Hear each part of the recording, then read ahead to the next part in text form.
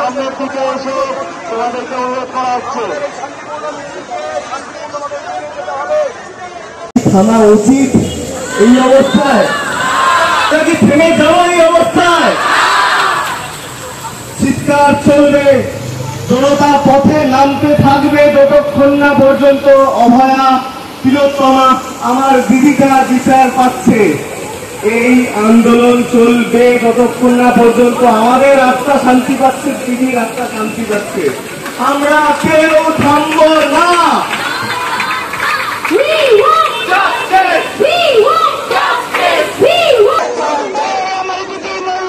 সত্যভবন জবাব প্রিন্সিপাল কোথায় গেল? সত্যভবন জবাব চাই। হাসপাতালে হামলা কেন? সত্যভবন জবাব চাই।